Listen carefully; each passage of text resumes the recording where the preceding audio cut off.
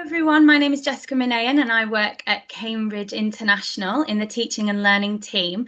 I'm joined today by 4 teachers who are joining us from 2 international schools, and we're here to talk about SEN and inclusive education in light of the COVID-19 crisis. So today's focus is on supporting SEN learners with their learning remotely, so supporting them from home. So I'm joined by Lena and Padma, who are from Chirek International School, and I'm joined by Teka and Bianca, who are from Obrick Multicultural Bilingual School. So, ladies, I'm just going to kick us off by starting to talk a little bit about how we might support teachers. So we've had a question from a teacher which basically says, I don't know how to support my learners who have SEN or additional needs online. What advice or guidance would you give to a teacher to support their learners with SEN needs online?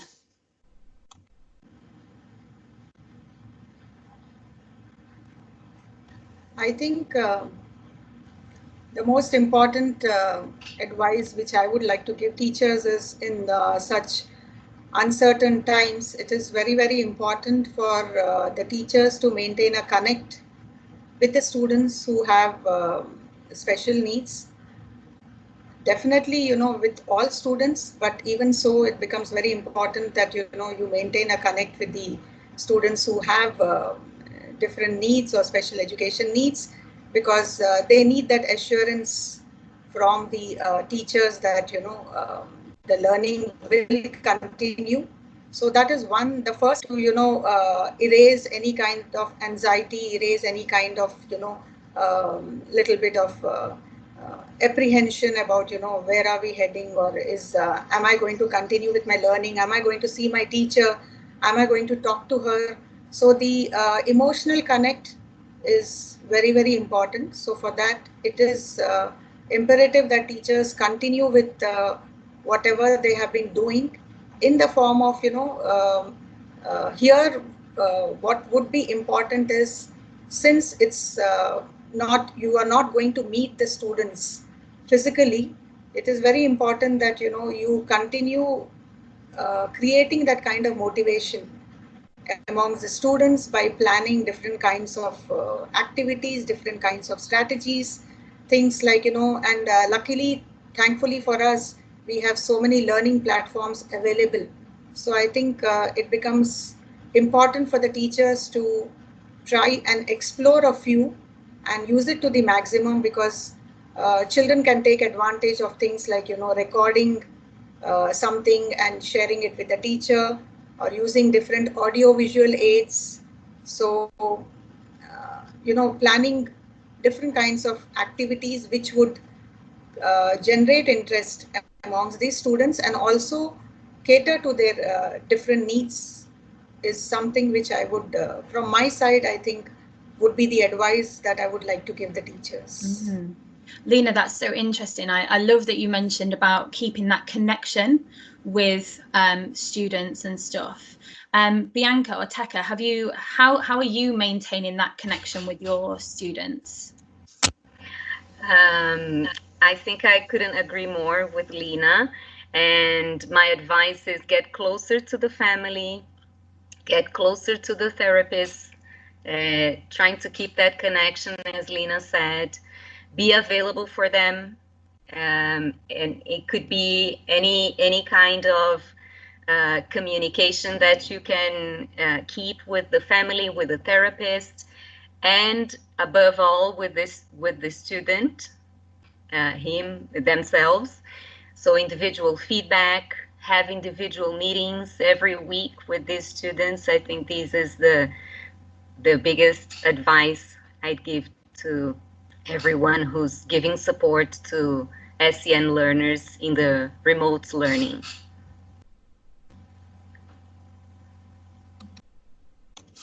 Yeah, I love that what you said about getting closer to your students. Padma, do you have anything to add on that?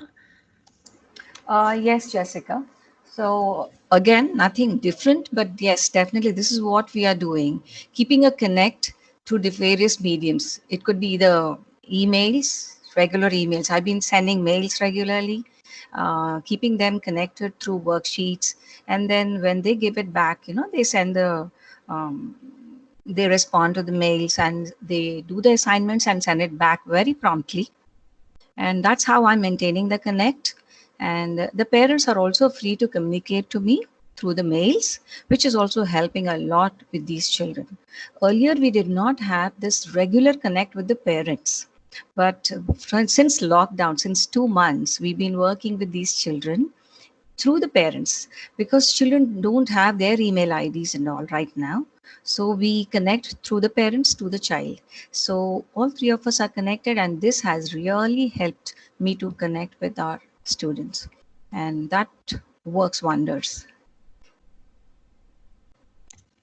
I loved that you've pointed out that your connection with the parents is almost better now than it was before. Has that been similar for everybody, or has that been kind of like a pleasant outcome of the lockdown? Yes, Jessica, I think so, because we had to maintain contact with these families to guarantee that their kids' rights would be part of our plans, right? The right to a differentiated plan. And that's what I was thinking about it, because as they have a differentiated plan when we are at school, they should continue having that.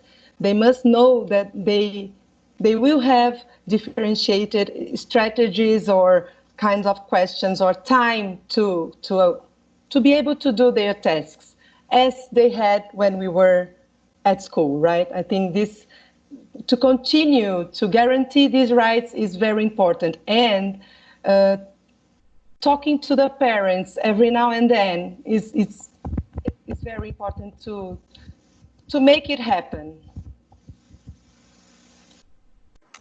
One more Yes. thing, one more. Yes. Jessica, in my classes, like we do the same thing as we used to do in the real time class. So every time I'm having a class with the little ones, I generally start with the brain gym, where they see me doing the brain gym and they do the other side. It's like that physical connect is there, though we are not really physically in front of each other. That we are. I could share some pictures later, sometime later, but that. So that's how I'm keeping my students motivated, I believe. Well, that's a really nice kind of connection, actually, that you mentioned about keeping your kids motivated by modeling kind of an activity. And I remember when I talked to you previously, Tekka, about how some of your teachers in the morning, they're sharing something quite personal that they are able to do with their students as a welcome. Could you share some of that that your teachers are doing? Because I think it's wonderful. Yes, every day our teachers from stage 6 to stage 9, they send a message, a recorded message, a video message to the students, trying to motivate them to face this big challenge and to try to help them organize their routine. Some of them sometimes read a poem or give more practical instructions or sing a song. They have been amazing trying to find ways to connect with the students. And I think this makes a huge difference to the students' routine, because it's been hard, right, for everyone. Can I touch on that then about routine? So for some students with SEN needs and for extra needs, routine is really very important, and having that routine of school and my timetable and this is when my breaks are and these are the teachers that I see is really, really important. How are you helping students for whom the lack of routine maybe is challenging? How would you advise teachers and parents and students to cope with that?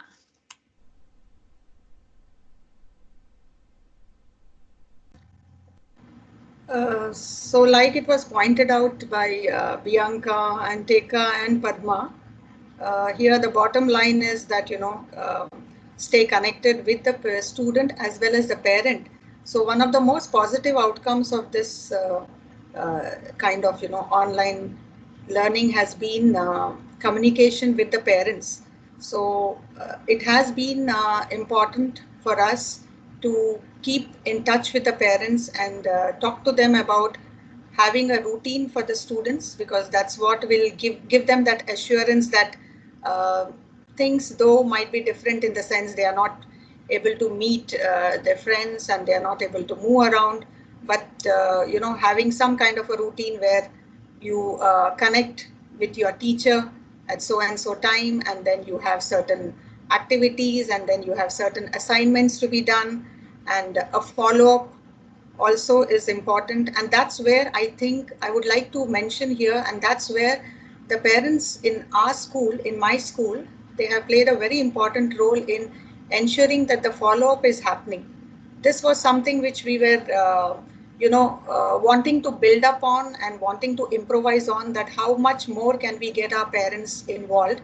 But it has been a very heartening thing for us as teachers, that we have been able to get into some kind of a routine uh, by getting into a dialogue with the parents and making them understand that children should continue with some kind of a routine where they are involved in different kinds of tasks, some assignments, some follow-up tasks, and children are enjoying it. Children are loving the fact that their parents are with them, and parents also are playing an important role, because due to the situation, all the parents are at home and they are kind of actively involved in what the child is doing, and they are getting back to us with regular mails, with regular feedback, and speaking to us.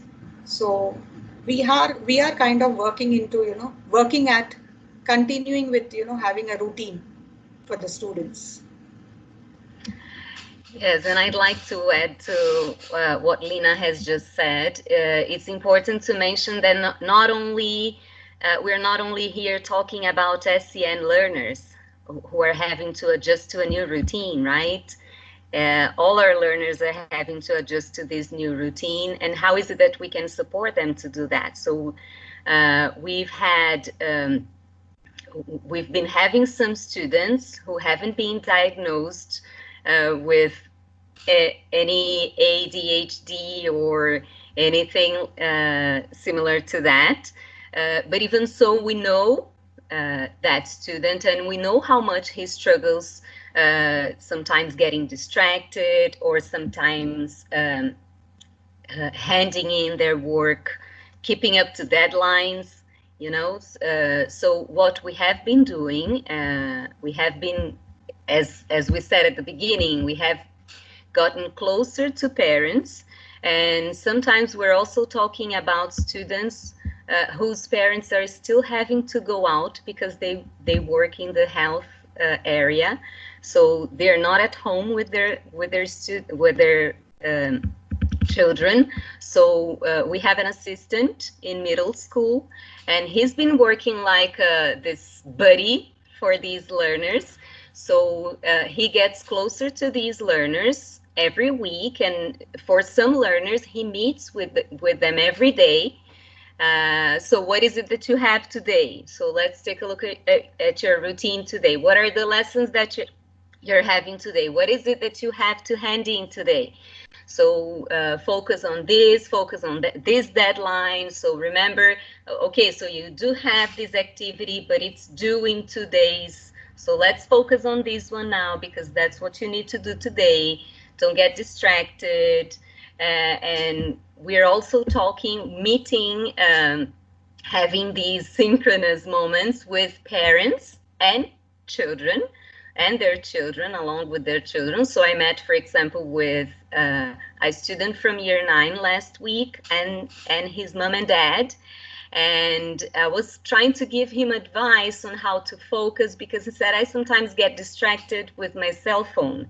So what is it that you can do not to get distracted with your cell phone? So we were talking about strategies on trying to dealing with things that get you distracted. So I wanted to add this to this conversation. No, that's such a good point. I think we talk an awful lot about like minimizing screen time and not being on our phones all the time or not being on the computer all the time. But now we're in a situation where we kind of have to be, and that can be quite a challenge, regardless of if you've got a diagnosis of an SEN or an additional need. That's challenging anyway. So I think that, you know, having a human kind of contact is really, really important, you know, in order to kind of keep that connection and that kind of community feel of a school, because that's partly what a school is, a sense of community. I wondered if any of you could maybe share with me any success stories, any particular success stories, either of learners or of strategies that are really, really working to support your SEN learners at the moment. Yeah.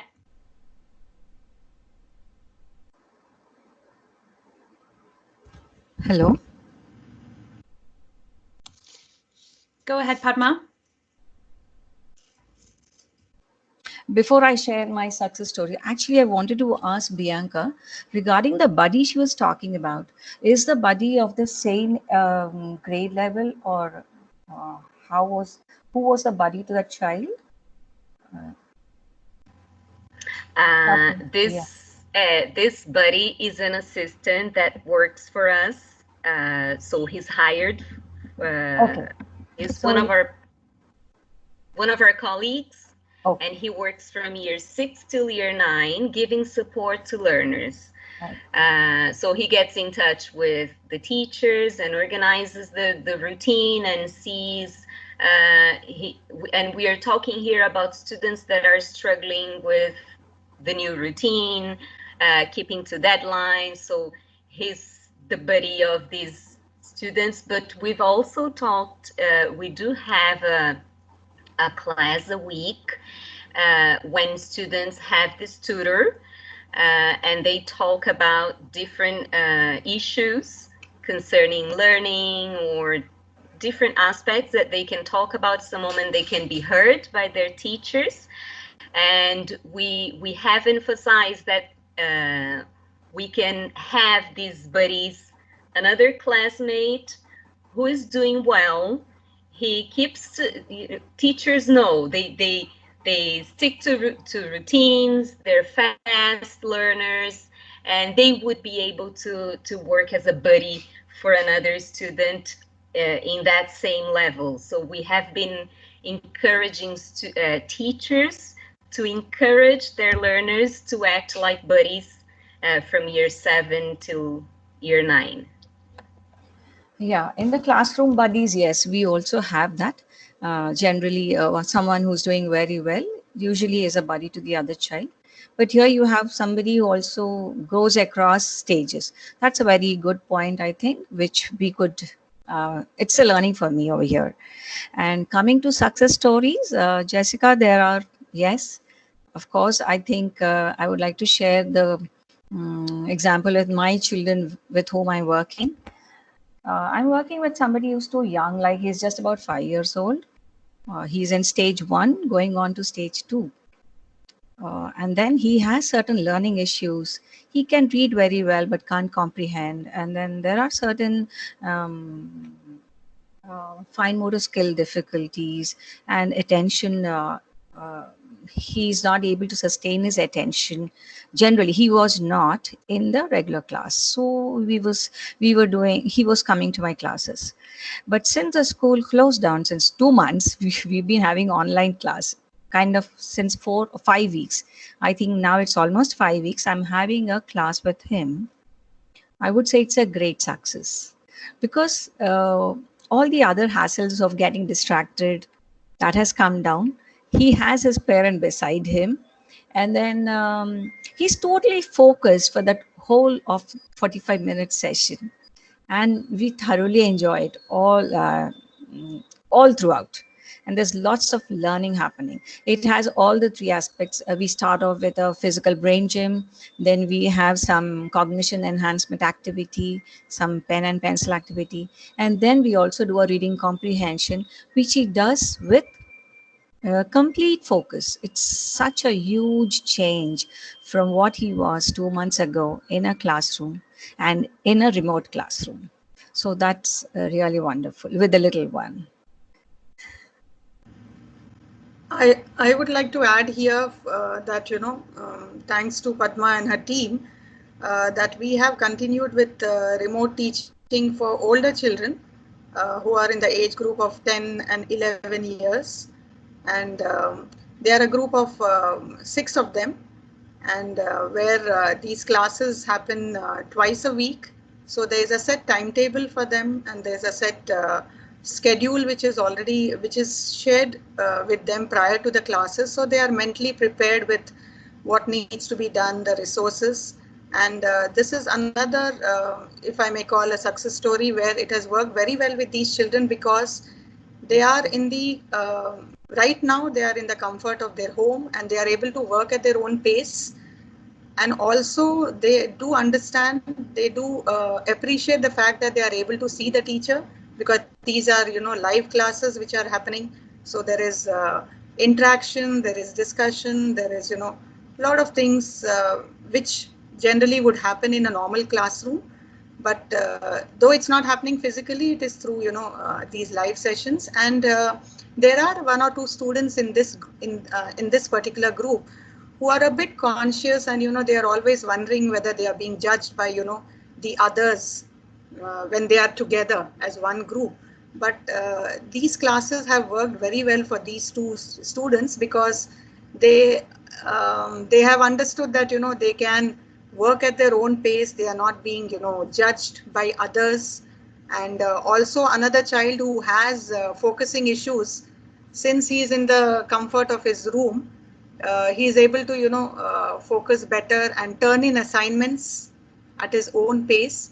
So this thing which we have begun 3 weeks back has been working well. And like I have been constantly maintaining that this has happened because of the support of the parents too. They have been very thankful that we have been able to support conduct classes for these children and help them out. So that is something which I thought I can share. I should be sharing. No, definitely. That's really useful. Go on. Sorry, go on, Bianca. I also have an example, and I believe Teka does as well, concerning tests, applying tests to students. So we've agreed in middle school that we have both synchronous and asynchronous tests.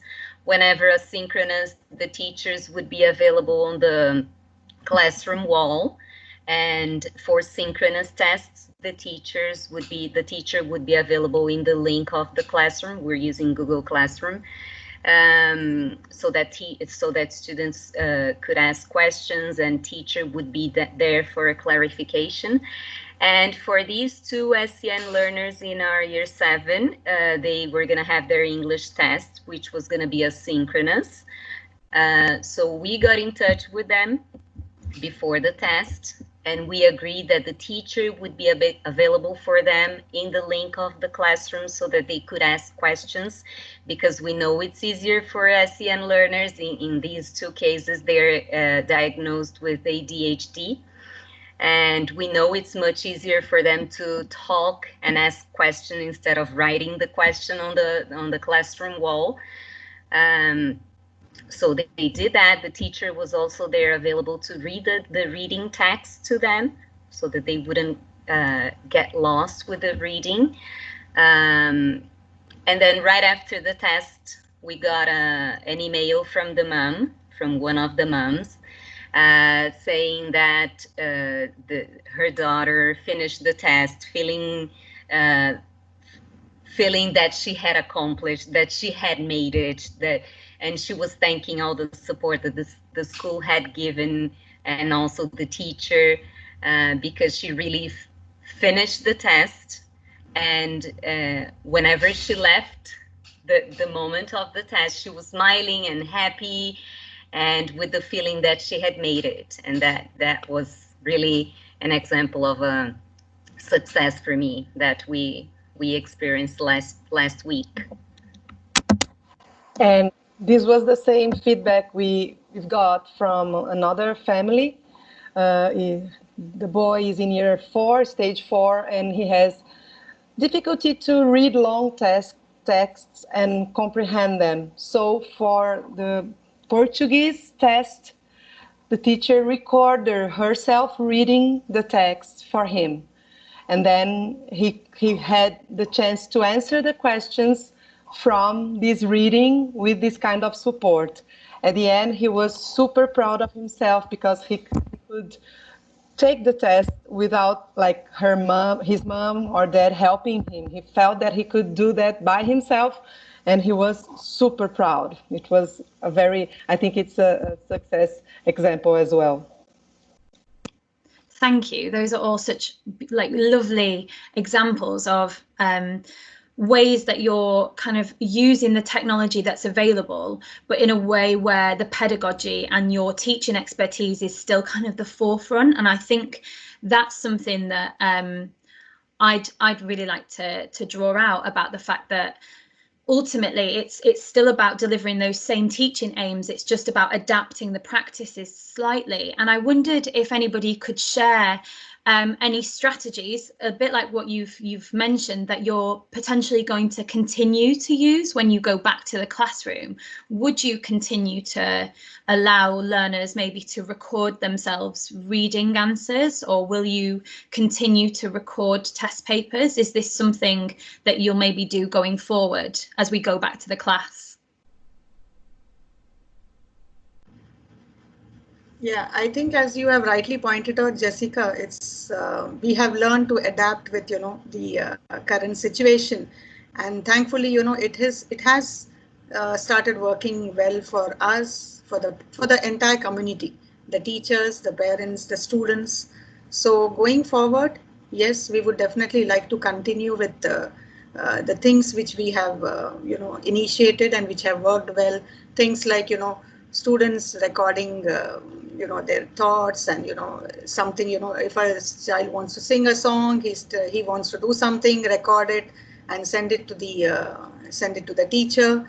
Certain kind of activities, since we have different learning platforms, utilize them and basically give the assurance to the students that the teacher is available, so he or she can post their feedback and their assignments at their own pace. So yes, we would definitely want to continue with this kind of learning in future too. As for us here at Outbreak, we, at the beginning of the remote learning, we got in touch with the families, as Teka was saying at the beginning of this webinar. And we did use, when we were having our lessons at school, we did use some of the differentiations that we are using at the moment. What we had to do as a group of teachers, coordinators, we had to see how we were going to adjust what we did at school to the remote learning. I think this was really a learning process for us. So we tried to stick to using larger fonts and larger spacing between the lines, highlight instruction verbs. So especially as I was talking to teachers, well, now it's not black and white, it's the screen, so we can use the different colors to help them focus on what it is that they have to do.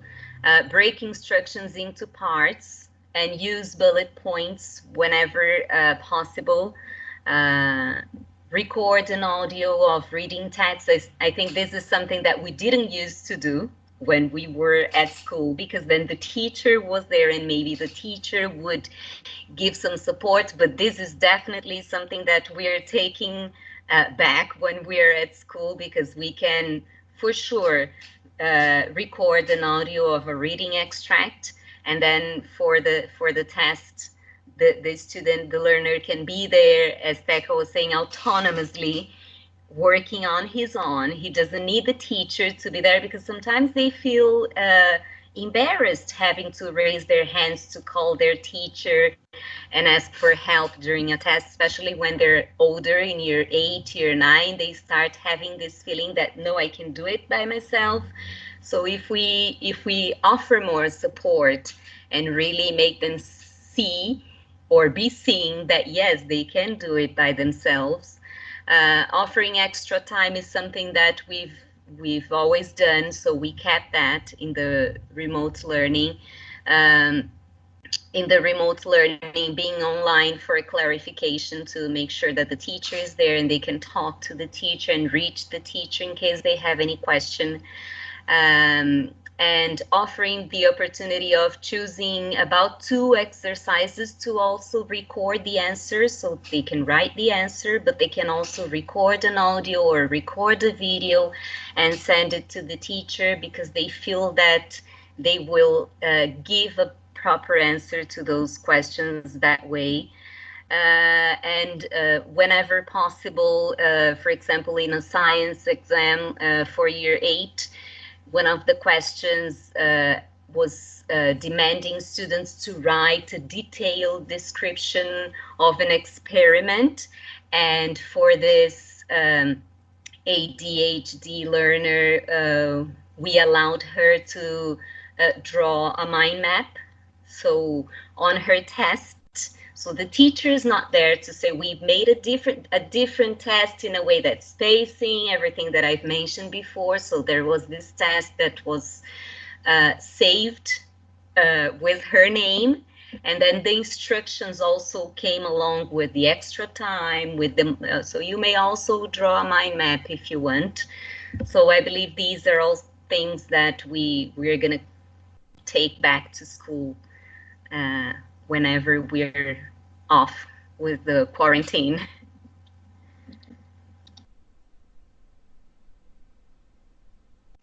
Go ahead, Padma. Yeah, as we were adapting to the new technology from the regular school to this remote learning, we learned a lot of things. And the best part is, what we learned was the regular teaching was lacking certain things which the remote teaching has enabled us to do.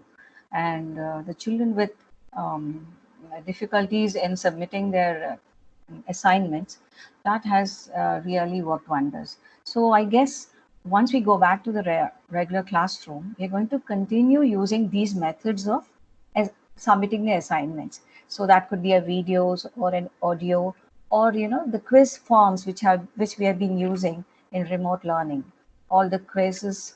So that is, the children are really getting the content, they are understanding the concepts very well. And the children who don't want to write lengthy answers, for them it's really working, and they're able to focus and are motivated enough to learn. So I guess teaching will still happen, but I would like, we will definitely have a few remote classes also. That's what I was telling Lena, that we should have, out of 3 or 4 classes which we have in a week in the classroom, I guess I'm going to continue with me and myself, our team. We are going to continue with at least 1 remote class during a week. So that would definitely help us, help all the children. And I'd like to add, not a strategy, but I think we will all go back to schools with a different mindset. We will think teaching in a totally different way. I think we've been learning that we have many more possibilities in which we had never dreamed of before.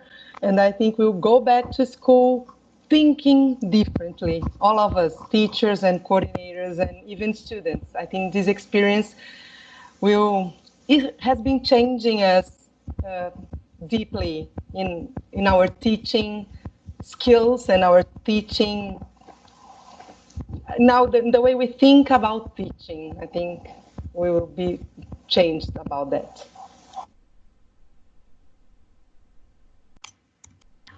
I'd like to share something that the PE teacher said to a student last week, a student in year 9. He's been proposing some exercises for students to do in a synchronous moment with him. And she sent him a message saying how embarrassed she felt having to keep her camera on. And then we scheduled a meeting with her, the teacher, this student, and I, to talk and to listen to her. And she said, can my friend, one of my friends, join in? Sure. So there was another student that joined the conversation. And I thought it was interesting. The teacher said, well, you know, I didn't sign up for that, but now I can consider I'm an online teacher. I think that's what Pekka said. It's a different mindset. We didn't sign up for that, but we've been learning a lot, improving, and definitely, as Padma was saying about the remote, keep one remote lesson. Here in São Paulo, we have a very hectic routine, and people live far from places where they work or where they attend school. Traffic can be a big issue, even for teachers to attend staff meeting, and definitely the remote learning we can have now. If we have a support lesson, we invite a student to attend a support lesson that takes place at a different time from his regular routine at school. Well, now he can attend. At first, he couldn't come to school because he would have to take a van, and his mom would be working, and there was no way he could be attending, because then he would have to attend his gymnastics or whatever it is that they're doing outside school. Now they can do it from home, and it's okay. We accept that. Now we can do it. Now we're online teachers. I think we can all do that. Yeah, adding on to what Bianca said, something which I relate to, in my school, we've had this challenge of, having classes for the primary students, because our school does not work on Saturdays. And we thought that, Saturdays would be a good time to, spare an hour or so with these students. But it was a major challenge for us, in getting the parents to, drop the children and then pick them up. So somehow that did not take off for all the students. But I think once we started this kind of teaching, the first thing which we discussed with each other was that, hey, now it looks like, happening, that, we can have classes for these students on, days where, they are at home and they can definitely spare an hour or so. So this is one thing which we would be going forward with, that, ask them to, spare 1 hour or 1.5 hours on days when they don't have school. And of course, plan something which they will look forward to and make the most of it. So this is one thing we definitely intend to go ahead with once we get back to our, normal routine at school. So that's, it just struck me when Bianca spoke about it, that, this is definitely on our cards now, definitely on our cards. Definitely. I think it's so fascinating to think about, like, what we've learned and how we've learned it, and the fact that, this experience has proved that online or remote learning isn't lesser. It's a really valuable tool. And I loved what you said, Tekka, about the fact that our mindset has changed, our whole approach has changed, and we've all become online teachers and kind of online learners. From my perspective, we've all become learners. We've all had to adapt to these new challenges and to new ways of kind of thinking. I think this is going to be my last question. So I just wondered about, I spoke before about how a school is a community, and you've all talked really, really eloquently about fostering independence and really promoting like a sense of kind of ableism with kids, about how they're able to access learning, they're able to do the work themselves. But I just wondered about how your looking after maybe the mental health of students as well, maybe in a very explicit way, or maybe in an implicit way, and maybe about the peer relationships. I know somebody mentioned about kind of having a buddy system, but I wondered how you're maintaining maybe the mental health of students and the peer relationships of students as well within your schools.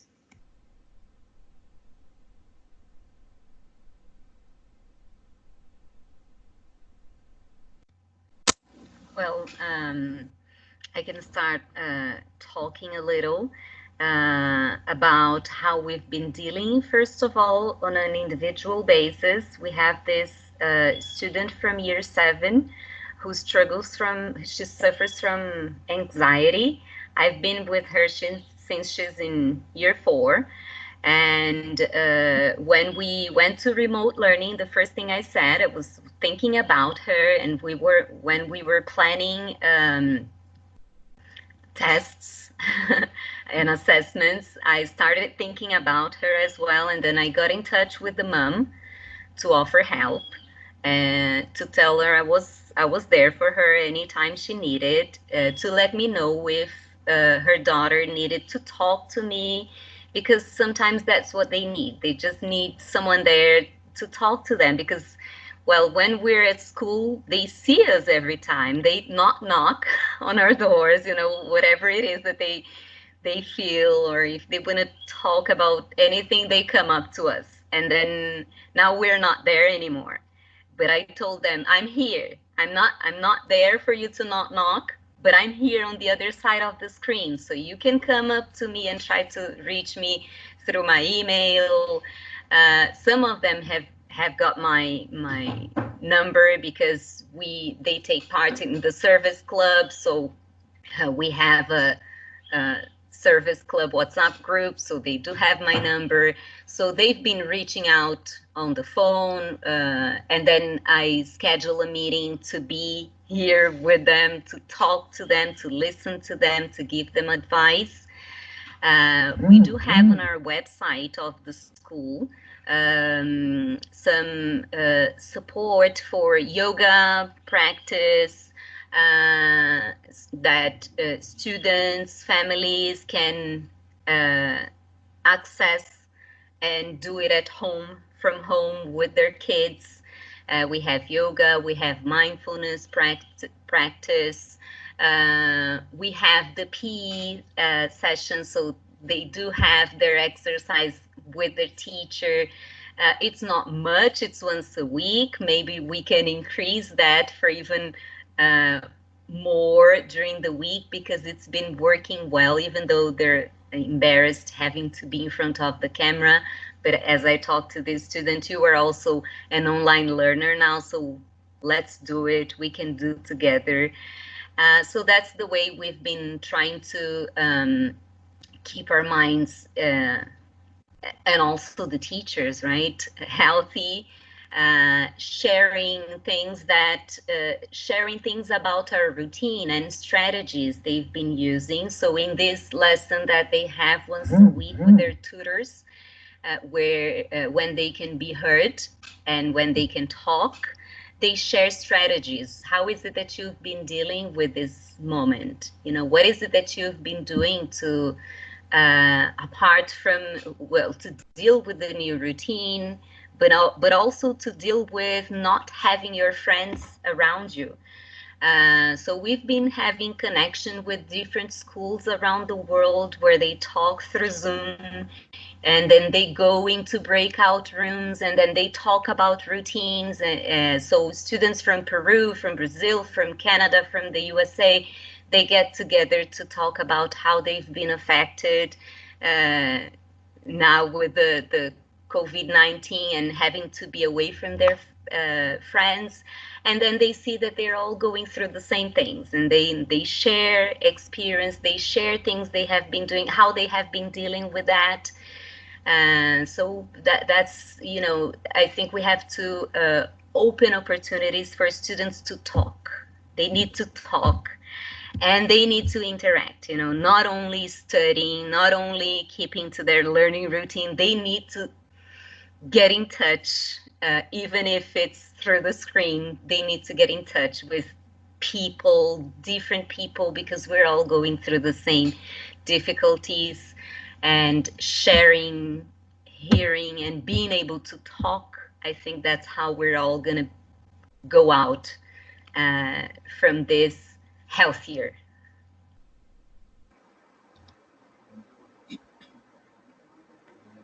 Yeah. Let me add something more here.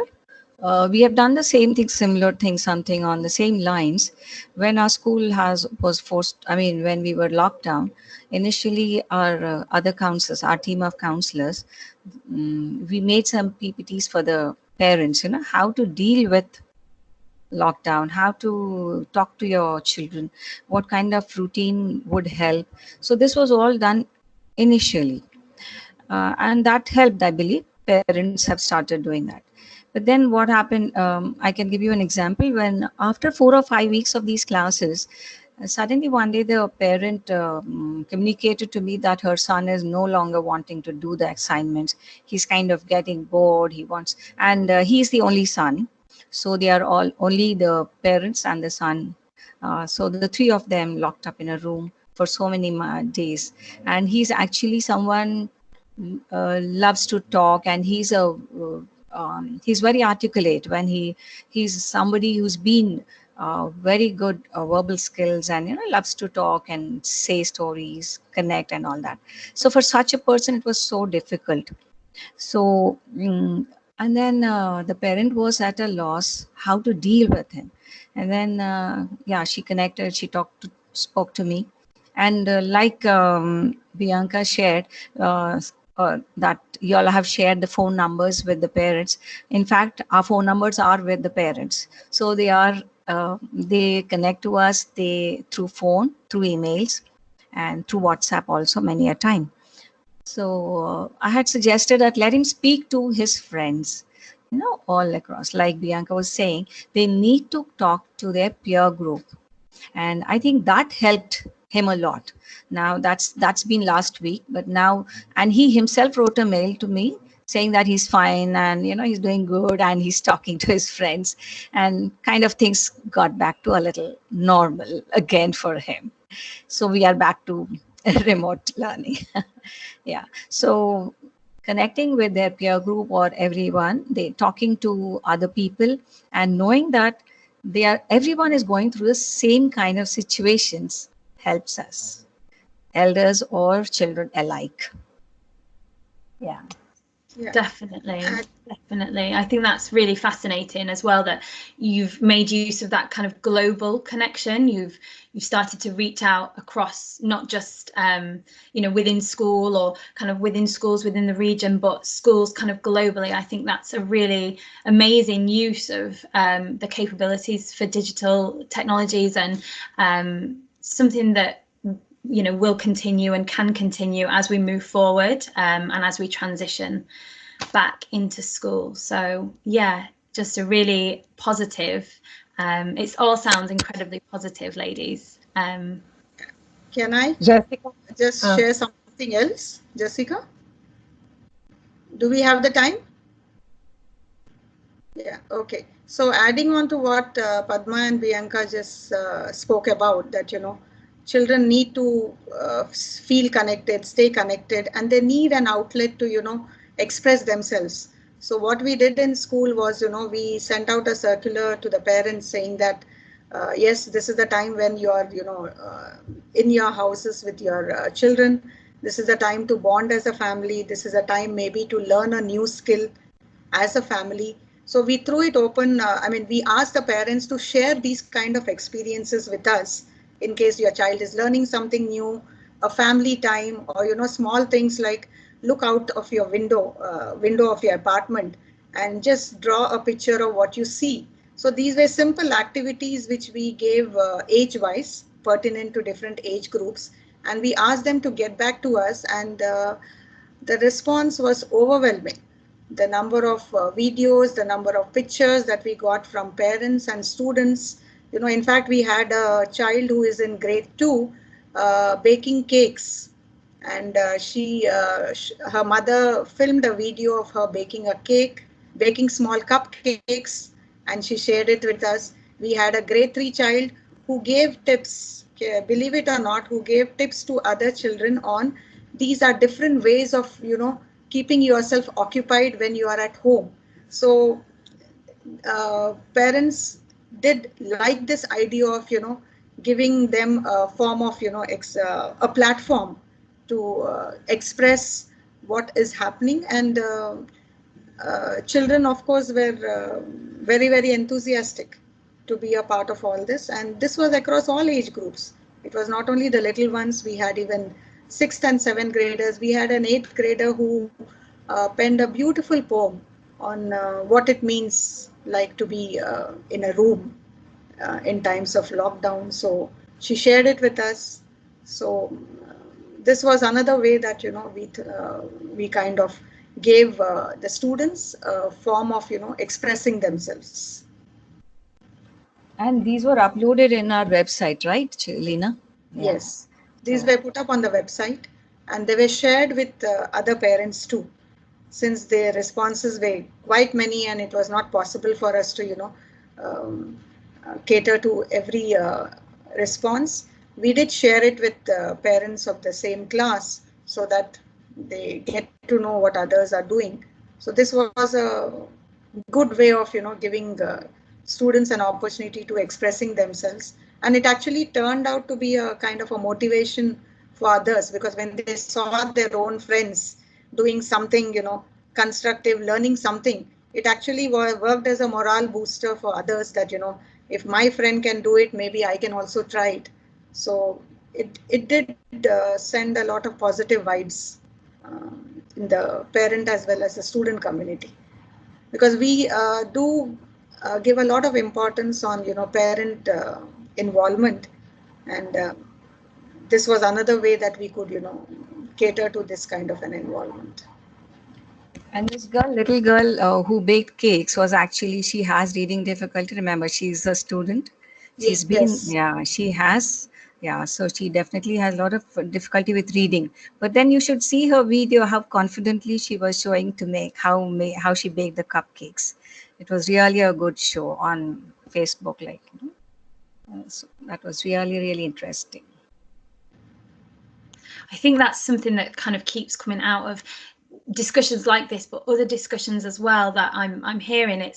It's almost providing opportunities for us to connect, and I know this word has come up a lot, but for us to connect almost in different ways and to share not just our academic successes and, how we're academically supporting our learners or academically providing opportunities for development and attainment and achievement, but also that is an achievement for her to bake cakes and for her to be confident to share that in a situation where maybe in school, if she is struggling with reading or feels challenged by that, then maybe that does impact her confidence. And I really am loving the fact that you've really thought about how you can foster those children's confidences in other ways. So it's wonderful. It's wonderful to hear.